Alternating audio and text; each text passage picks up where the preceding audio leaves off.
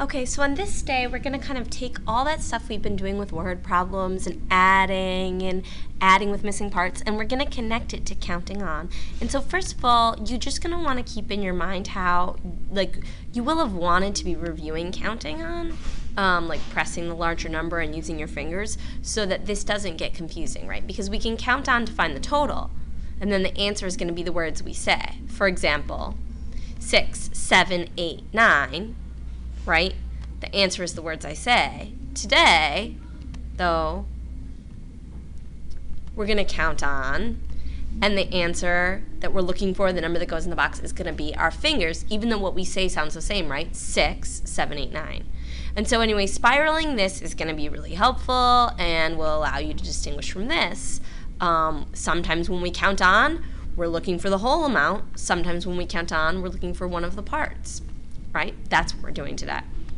Today, Miss Algrady gave me 10 cents, but I think some fell on the ground. Can you help me? You're going to have some pennies, either in your hand, under the dock cam, on the carpet, whatever. You're going to have some pennies, and you're going to let them kind of share out all their different strategies. And it'll be really interesting to hear what they have to say, right? And then you can be like, well, let's try to count up on our fingers how many pennies I'm missing.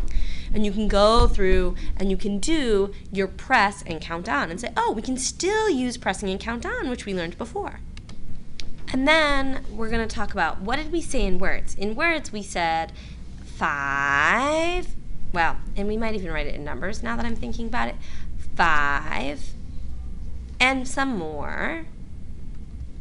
Or I'm sorry, you guys, sorry, I had to pause this video in the middle and I'm getting confused. 6 and some more makes 10.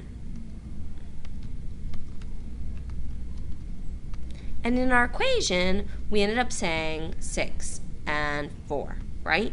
We pressed the 6, we counted on the 4.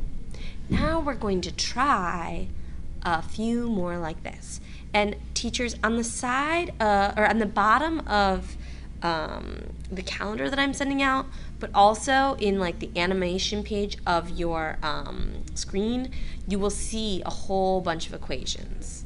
Like in the notes section, for example, this is the set that you're eventually going to come to. I also have it on like the calendar that I normally make. It's also in, like I said, in the notes of the PowerPoint. Anyway, you're basically going to play a game with your mystery box. What you're going to do is you're going to have 6 of something. You're going to hide some under your box. And you say, what do we have? We have 5 and some more make 6. I'm not going to write that all here. Great, what equation should I write? Like, use your fingers to count on. It's 5 and 1. Okay, it's 5 plus blank equals 6. That's how we tried to figure this out. As you do this work, these are all written in sets of 3, right? And so you will want to have a conversation about these questions. What do you notice is happening?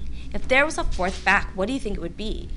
It would be 2 and something makes 6. And what would it be? It would be 4. Oh, we're using all of our systematic facts that we use when we think about all the numbers that make 6. That's what's really happening here.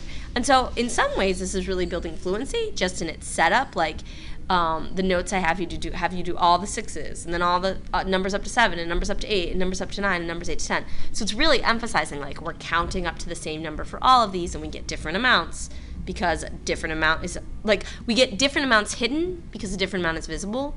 But there's also just the fluency of practicing counting on. And so that's basically this whole lesson.